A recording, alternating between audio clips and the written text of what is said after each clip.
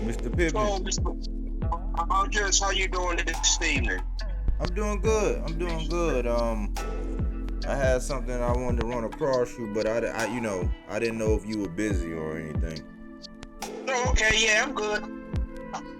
Okay, we just had a big event with, Undisputed, and, we had the perceivably older gentleman in Loma versus Devin, and we saw the outcome. But our big conversation has been Naoya Inoue and Stephen Fulton. And they have an upcoming bout in July on the 25th for the Super Bantamweight title. Now, I want to lay something out for you. Given, the history and everything, but my question, I'm going to lay it out. I'm going to ask you the question. I'm going to lay out some things and get your response. My question is, when I put this fight under the microscope, I'm wondering, is Inoue and Fulton redefining what it means to be pound for pound? Now, let me paint the picture. Inoue he's attempting to be the 5th Asian boxer to win the world title in 4 different weight classes. He's 24-0 with 21 knockouts. And he's 19-0 in world title fights with 17 knockouts in that time frame. He began in 2014, just like Stephen Fulton. He began in 2014. Now, to backtrack it, he stopped Emmanuel Rodriguez for the IBF belt, who we draw a fight with my man Gary Antonio Russell, and we saw that Rodriguez was able to. We saw the outcome of that fight, but Inoue actually stopped him for the IBF. He stopped Nonito Donaire. Well, he went the distance with Nonito Donaire for the WBA. We know that the Filipino Flash, we know that he's a walking Hall of Famer. He went the distance with him, got the WBA.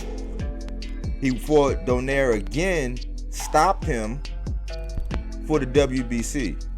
Now, in today's present time, Nonito was 40. So we know that was a little while ago. And I bring that up because a lot of people try to discredit those victories because they say, "Oh man, Nonito Donaire, he's long in the tooth and all that." Granted, but we see all the validation everybody wants to give Haney for this fight with Lomachenko. Now, granted, the age separation wasn't as big, but it is very relative. Then he went on to stop Paul Butler for the WBO. He then, as undisputed, a la Devin Haney, Jermell Charlo, Canelo Alvarez, a la undisputed, he is moving up to take on Stephen Fulton, who's 21-0 with 8 KOs. He's the unified WBC and WBO champ. Like I said before, he began in 2014. He has defeated 5 previously unbeaten champions. He fought Angelo Leo to get his WBO, and we brought up Figueroa in our previous conversations, who he went the distance with for the WBC, and he's already defended him against Danny Roman. Now, for those other 2 belts, we've seen some things happen with those other 2 belts with MJ and Tapia, and Tapia actually got it. That was an upset. We're not going to get sidetracked. But to bring this all back, are these 2 young men redefining pound for pound? Because Inoue became undisputed. He didn't say, "I'm going to go up to Super Bantamweight 122 from 118 to get my feet wet." He didn't say, "Oh, I'm going to weigh my options." He said, "I want all of the smoke right now." Stephen Fulton, cool boy, has 2 straps in his strap season. What do you think about that? What I think is, Inoue and his camp, they are very confident. Their goal was to get undisputed. And then once they got undisputed, they decided that they were going to move to the next level. Looking at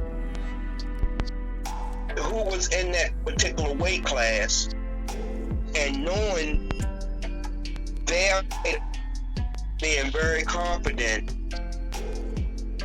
he decided to go, and his crew, to go directly after Stephen Fulton, who is the best.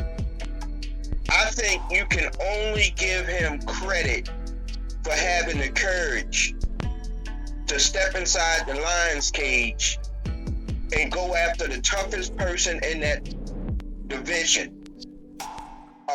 You're not going to often find that in fighters, but Inoue is daring to be great. And Fulton was in preparation to move up to the next weight class because I believe that making weight at that particular weight class was giving him difficulty. But once he found out that Inoue was going to move up, he decided that he wanted to take on Inoue. And to me, I think it was good for boxing what both of these fighters are doing. And both of them have the courage to want to be great at their craft. So what you're seeing now is something that tends to kind of be uncommon. You know, a lot of times fighters don't want to fight other fighters until there's a lot of pressure for them to fight. But in this particular case, you got two willing combatants that's willing to step in the ring and go at it.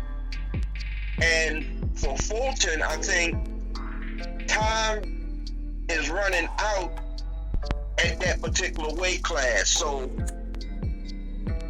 this, for all purposes, is probably his last hurrah at this particular weight class, unless, of course, there's a fight that is so compelling for a rematch that it would be advantageous for him to remain at that weight class again for a second fight. So I have to give both of these guys credit for what they are doing in boxing. I mean, this is the type of atmosphere that makes boxing great. Makes it great for the fans. It's giving the fans exactly what they want to see.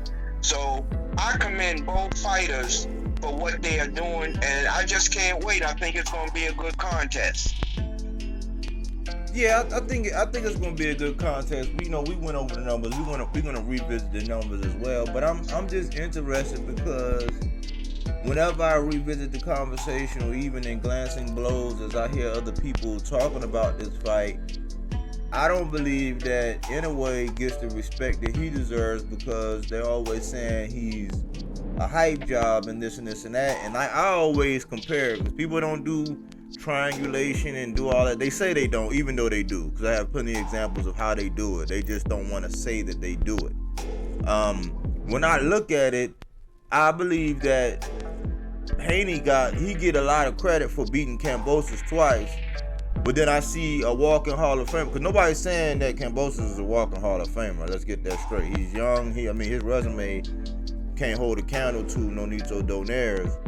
But they don't give him credit for doing it twice, one of which he stopped him, and they discounted on age. So I'm like, do we move the goalposts? Because that makes me question when everybody, wants to harp on the belts, where I'm like, okay, well, you're dealing with a guy with 4 names, Rodriguez, Donaire, and Paul Butler, even though one of them is the same, who went and got a strap from 3 people versus one who went and got a strap from 1 against a Hall of Famer. So he's discounted there. So I try to put some of these guys in the straitjacket with this, because it's like, no, you don't really care about Undisputed. Like, belts don't really matter, and the pedigree and legacy don't really matter, because on the other end you got ones who say they don't want no belts but clearly have the boxing world in the palm of their hand. They don't get no credit. The ones that's seeking the smoke, that actually gets the belts in a better fashion than somebody else that you favor or praise, doing it better at a higher level. Granted, can't harp on this the most. This is his 4th weight class. That's like Bud being undisputed at 140, coming right up and fighting a unified champion right away. He came up and fought Horn and then been, fighting whoever, quote unquote, they put in front of him, allegedly waiting for the big fish. That's just one. And Inoue is doing this. I don't believe, this is not me jumping out the window, but when I break it down, I really analyze. That's why I can't give credence to certain people when they really talk about boxing. I understand that it's like a lot of bias and a lot of favoritism, but for the boxing purists, I think that this fight is going under the radar because of the caliber of fighter of Inoue, the class of Fulton. He already put some puzzle pieces together, and they're willing to fight each other. There was no hiccup. There was no back and forth. There was no crazy. This fight wasn't built on social media, but yet this fight is not getting any attention. Why do you think that is? Well, when you look at, boxing, and especially fans in the United States, when you're not a household name, okay, a lot of times you are kind of flying under the radar when it comes to the boxing fan, and when you have not established a pay-per-view audience that can make the difference in several $1 million being earned, not only by the fighter, but millions of dollars being earned by those that promote the fight and the pay-per-view audience. When you haven't established yourself like that, you often may be under the radar in terms of the fanfare and the appreciation that you get for your craft. And another thing too, with Inoue, by him being a Japanese fighter and majority of his fights being held over in Japan, that doesn't give him the market to truly be appreciated by the average boxing fan. The people that watch Inoue and knows what he's capable of doing, these are the pure boxing fans. These are the individual that really take a look at the sport and analyze the fighter. In many cases, this particular person may not be the big contributor to the pay-per-view audience. The pay-per-view audience reaches out in many cases to just the average fan, a fan that doesn't do a whole lot of homework when it comes to boxing, but a fan that likes the sport and tunes in to the big names that they know that are household names. Okay. In a way, in fighting Fulton, if he's able to be successful, that could perpetuate his notoriety to the average American fight fan. Mm-hmm. So he's under the radar, but don't let that discredit his ability to get in the ring and fight. It's just that for the American public, he's not a proven commodity because he's from Japan and most of his fans are from Japan. So until he's a proven commodity, then he'll always be a little in limbo with American fans. All right, okay, so let's okay, so you know how they say a chess match inside of a chess match, like in boxing, they talk about that a lot. But let's just say we're in a niche market, but let's just say a niche within a niche. This is the question. We are a niche within the niche. So we are hardcore boxing fans within the niche sport of boxing, which is like, it's nothing like it. It's like, it's nothing every day, all day about it. It's you gotta stay in tune. You gotta seek it, right? So and we're not gonna use any names. But I'll give you an example, and I want you to think about some of the people that you listen to. You might have mentioned them here before or whatever, but we ain't gonna mention their names now. But I'll use an example. One of the biggest platforms out there that everybody listens to every morning, they praise Devin Haney as undisputed. Like, oh, it's undisputed, it's legacy. It's like at every glancing blow they discount this fighter, that fighter, this, all because he's undisputed.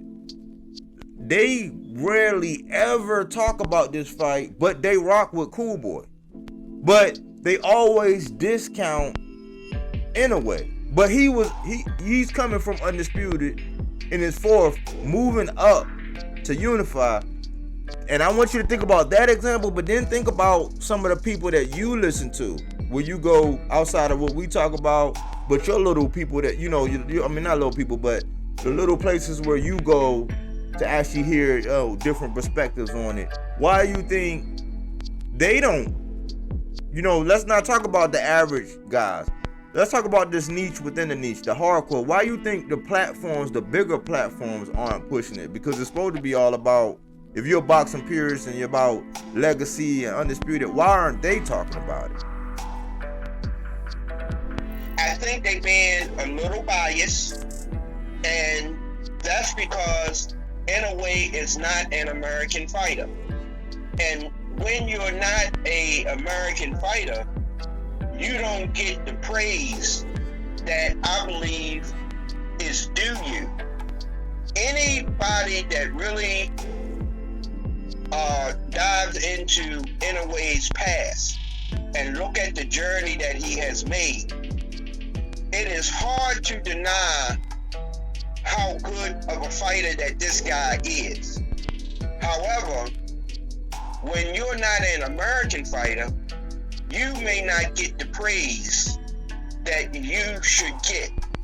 I'm gonna give you an example, okay? Mm-hmm. When you look at Chavez, all right? Chavez was undefeated, okay? He had over 80 professional fights, and he was undefeated. During the time when he was at the top of his peak with over 80 fights and being undefeated, nobody compared his record to Rocky Marciano's, who was 49-0. The plateau in boxing was Marciano's 49-0. When here you have a fighter that's 80-0 and a world champion. But he did not get the same type of praise that an American fighter got. That's because the business from the United States point of view can be a little biased. It wasn't until Floyd Mayweather surpassed Marciano with 50-0 where there was a new champion at the top of the plateau. So, do you compare 80-0 above 49-0? I do. But the American public did not perceive that to be as big of an achievement as Marciano's 49-0. That's because there can be bias in boxing. And let me give you this example. And I'm so glad you brought this to the table, unsolicited, because the most recent example I got was, I know you like Keyshawn Davis. We're gonna be talking about him because that's one of the guys, him and Frank Martin. I know you like that. We've been kind of keeping tabs on that, and I know that that's a vein that you like to be in. So I'm developing that storyline, that dialogue as we speak. But we were looking at him, and I was saying, okay, Keyshawn, he's calling out Frank Martin, and I had always said, when I was seeing him, I always said, well, he got unfinished business. I kept saying, man, he got unfinished business. Like I wanna support. He's from VA. I see the skills. He showed flashes of brilliance, but he had unfinished business with this guy Andy Cruz.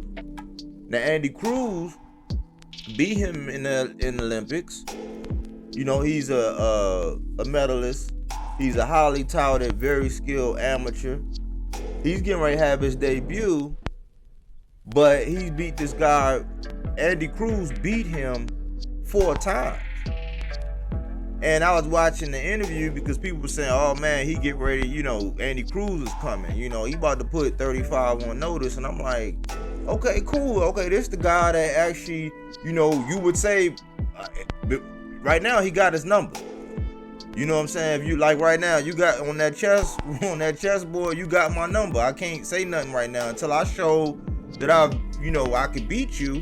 If you beat me 4 times, then I would say until we fight again, I could assume you got my number. Keyshawn was like, man, we're talking about a guy coming over here on my land, on my soil, in America. He said, and everybody wanna, jump on his back, and I'm sitting there like, man, now, Key, you put me in a conundrum. Because now, it was just like I was saying, and this is the sidebar, it was just like I was saying, it wasn't right when Devin Haney was feeding George Kambosos information in preparation for his fight for T.O. Nobody pulled the patriotism flag. Nobody was biased. They were saying, oh yeah, blah, blah, blah. Nobody saw the wrongdoing in that, because even though T.O. is Honduran, he's, he's from New York. He's, Brooklyn. He's, American. Nobody was saying that. But as boxing purists, we were saying, okay, well, cool. We want to see the fight. We want to see the T.O. defend this and that. Nobody did that when Devin did that. But I'm hearing it now with this Keyshawn thing, and I'm like, boxers and, people who make content and sports fanatics, where do we draw the line? Because that's a bias. It's like, you can't say if I say going into the fight with Cruz and Keyshawn right now, not ever seeing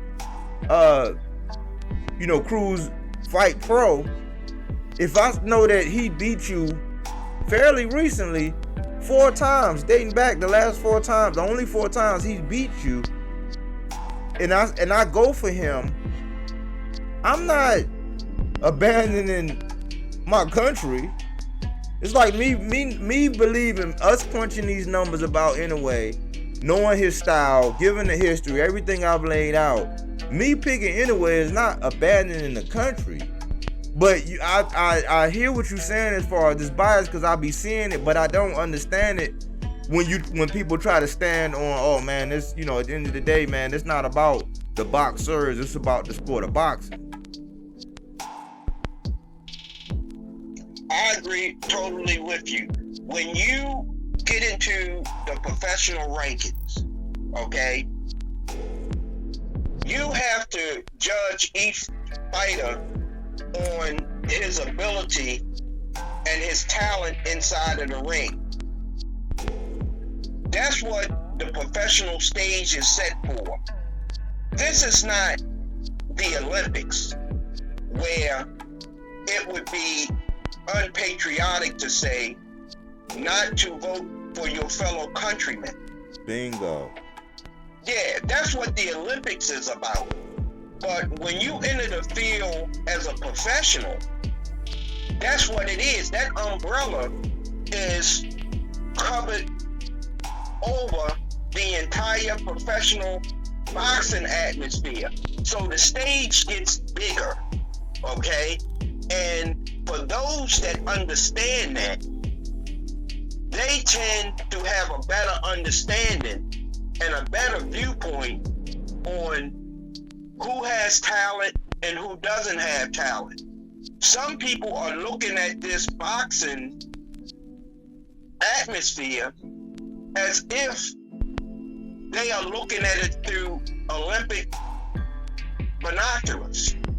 But this is not the Olympics. Exactly. This is a whole different atmosphere. So your countrymen, yeah, you may want to root for them. However, you have to recognize the entire sport of boxing and what it brings to the world. And once you begin to look at it from that perspective, you will have a fair judgment on those that participate in the sport. And then you will recognize talent. And once you recognize talent, it doesn't make a difference where a fighter comes from. The ability of this fighter to be successful and to fight in the ring, it's not just governed by American fighters. American fighters aren't the only fighters that participate in this professional sport.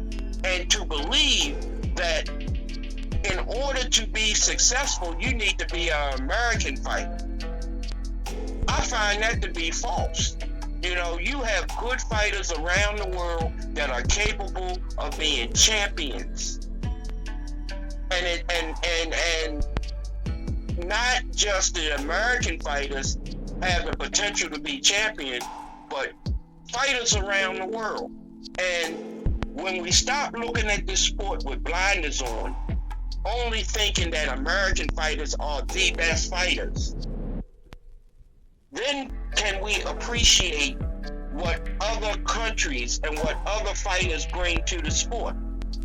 It's not just the American fighters that bring something to the table in the boxing ring. You have boxers and fighters from all around the world that are talented, and we have to recognize their talent when they are a proven commodity. Yeah, I mean, I got a lot of recent examples. I mean, you got the Josh Taylor against the Regis program, and how high everybody esteemed Regis, but Josh Taylor was supposed to get it.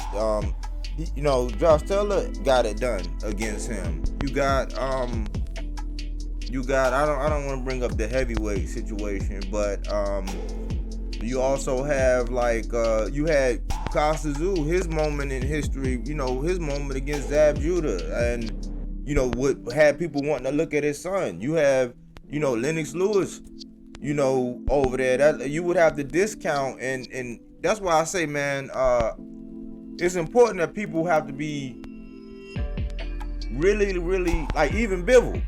That's the other example. Bivol. It's like, he's being basically stonewalled on being able to fight Canelo at 68 and at the mercy of Canelo still extending that quote-unquote olive branch to him for a rematch at 75, and he has the sanctioning body saying that they're not going to approve it.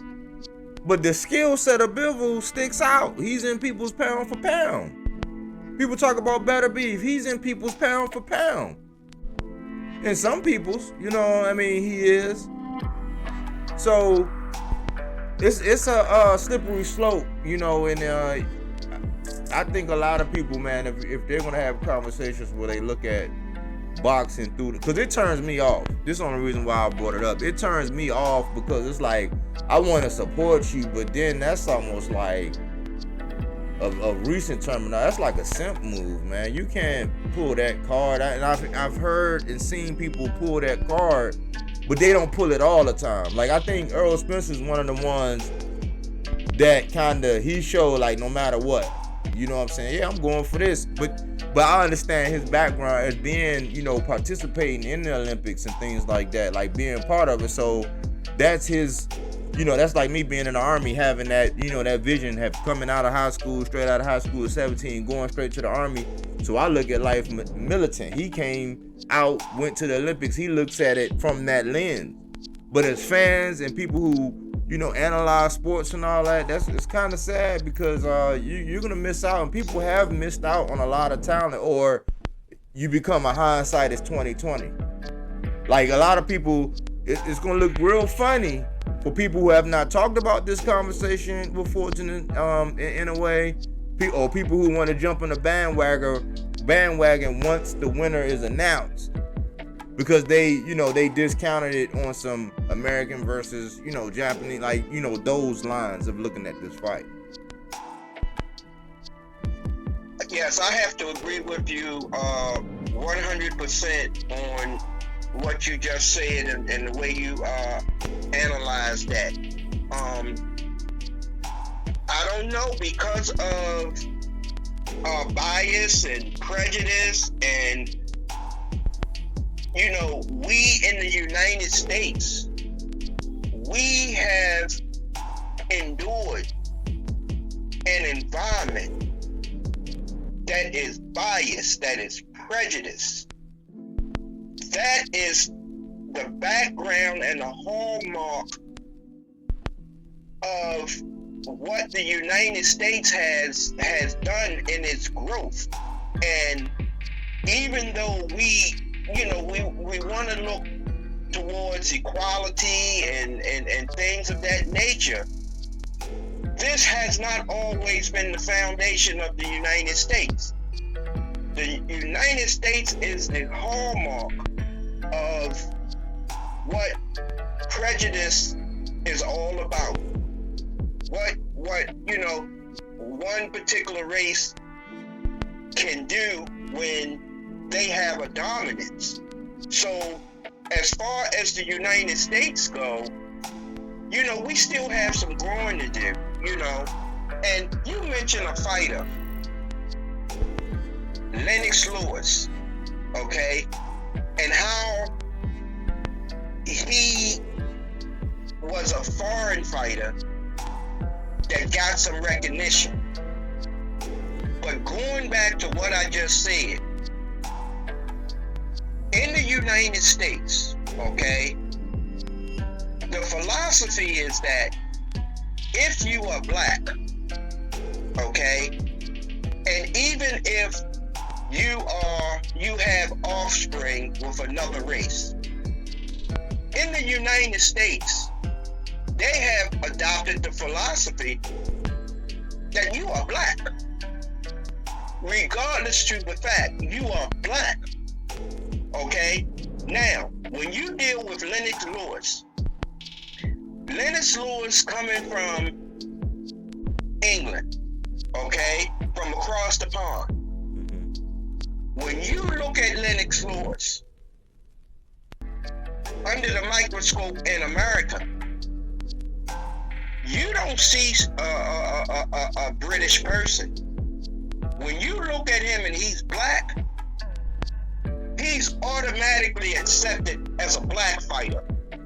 His country, where he came from, means absolutely nothing. Because here in America, when we look at you, if you are black, you black.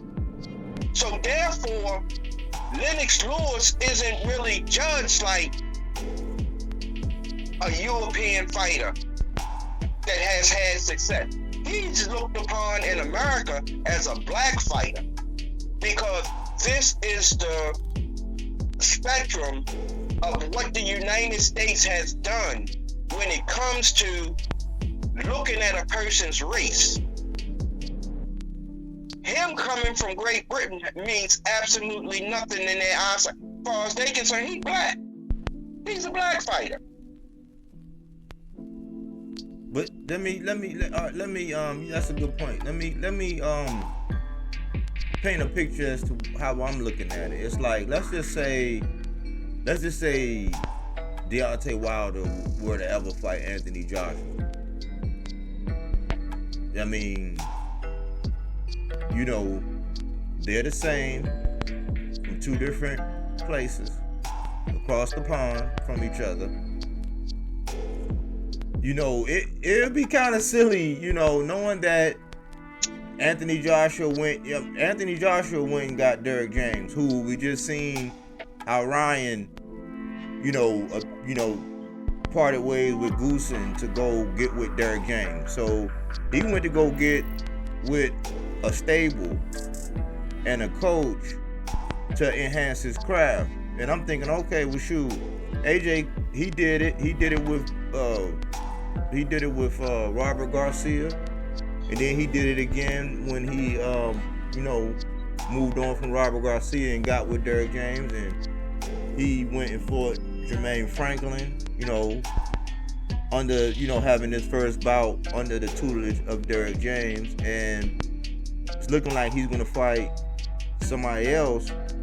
But when that fight aligns, for me to look at, just judging from the X's and O's, looking at Wilder and having one fight in his last 5 fights, getting knocked out twice, after the first fight of the draw and after the second fight of the first knockout, you go hire a guy that you knocked out before. So for me, my question is, especially when I'm getting down to the nitty gritty and I just want to be a boxing analyst, am I gonna be looked at as unpatriotic if I say, hey man, I think AJ got a shot, or I'm pulling, not pulling, but if I had to look at it statistically and the coaching background and the last 5 fights and really analyzing the numbers and doing everything we do for all these other conversations, would I be considered a traitor? Like, as a boxing fan, that's how silly it is for me, and that's how I look at it. You know what I'm saying? So I'm just putting it out there because I think we got to be careful when we start doing that, man. Watching boxing, like me and you, we don't look at boxing like that. We joke around all the time, like, man, you could be green with blue polka dots, but if you keep catching my man with the left, with the left and the right uppercut, just like Junto Nakatani, we didn't have a dog in that race, but we enjoyed that fight, and we didn't see all of that when we watched that fight. Yes, you're absolutely right.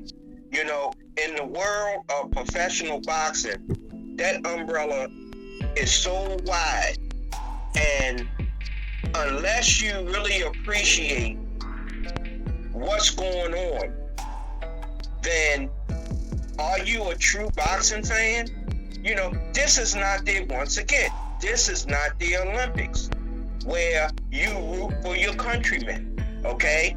In professional boxing, you're gonna have fighters all around the world that enter into the professional boxing atmosphere.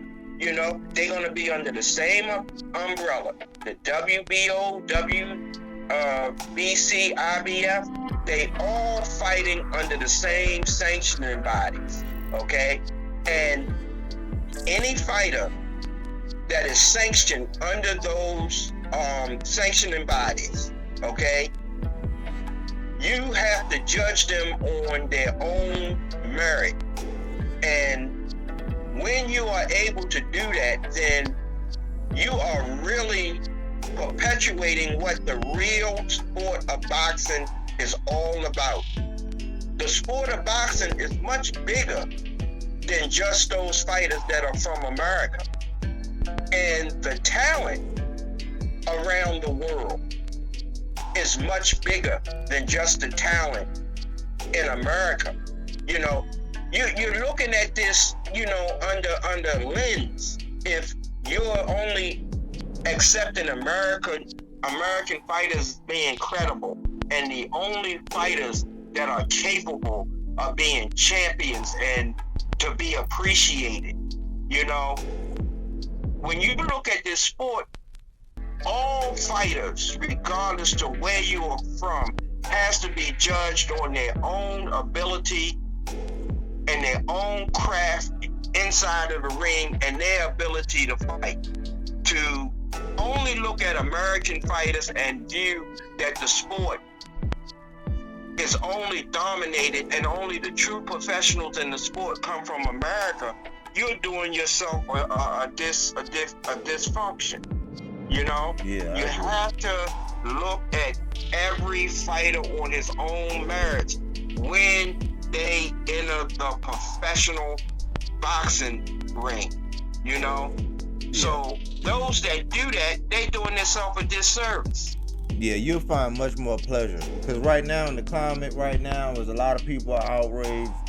A lot of people still saying robbery. You even had Teddy Atlas coming out talking about starting up an online petition, digital petition for Loma and all. I'm like, well, where was the outrage for Michael Fox when Maestre robbed him? Where was the outrage when they gave the decision to Valdez and we all saw Conceição beat him? You know, so it's just it's a weird climate, and I hope that people don't wait too late to actually grab a hold of this fight and appreciate this fight for what it really is, because this is the best fight in the best. This is the standard that I'll be holding everybody to. So I don't want to hear any I'm being hard on Devin and all this, because that same energy towards Inoue when everybody like, yeah, he should go up and fight Fulton. I bet he can't.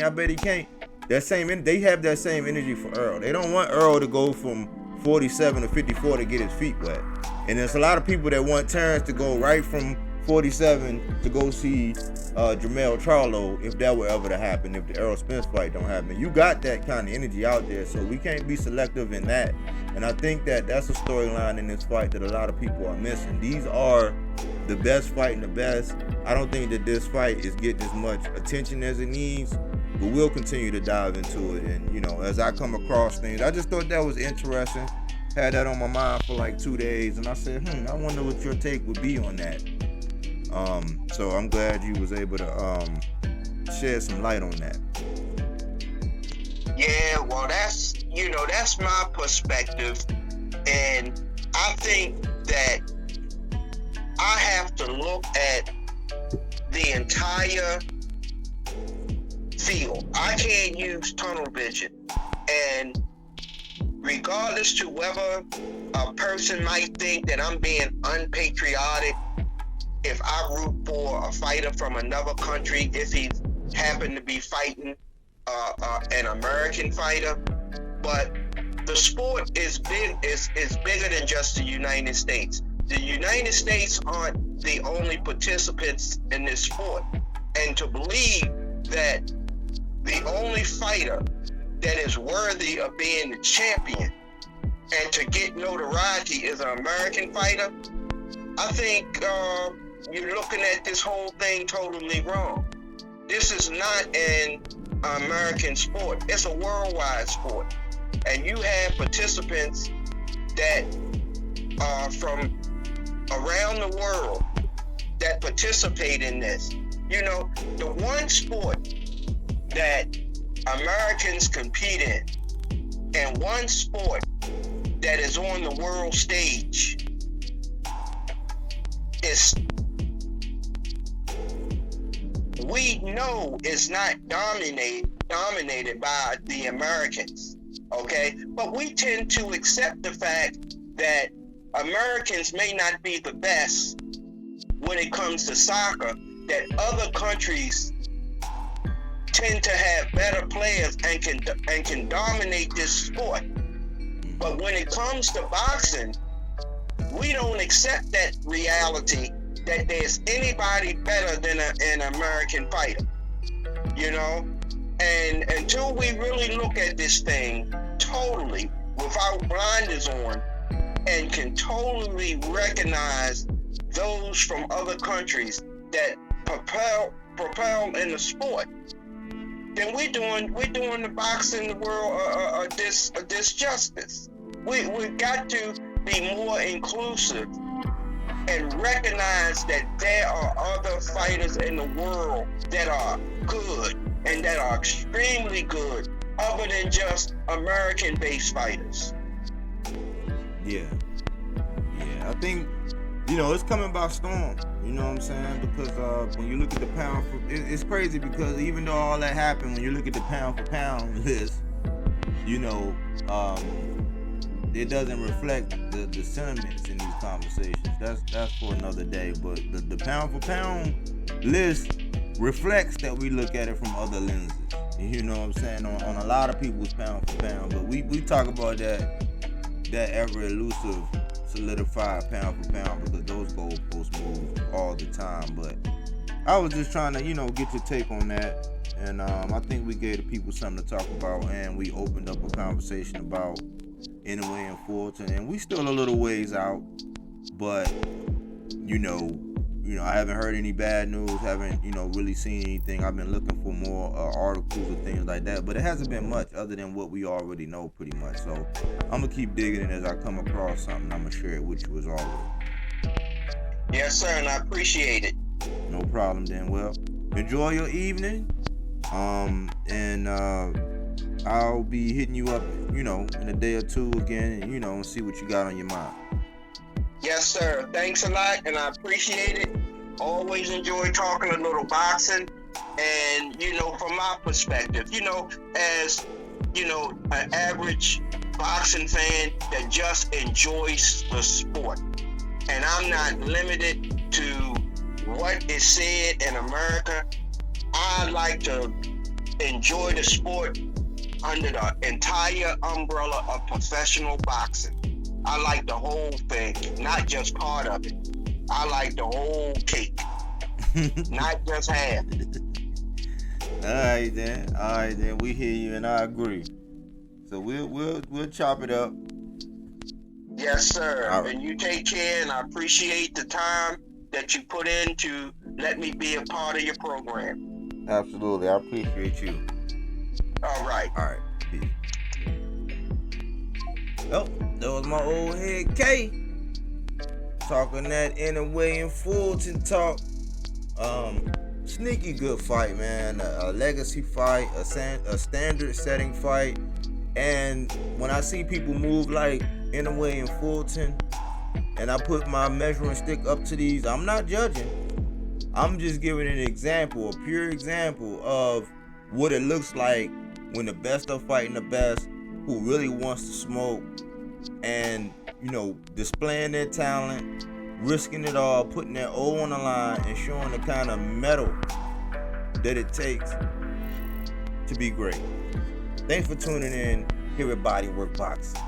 But we don't take things for face value. We do that body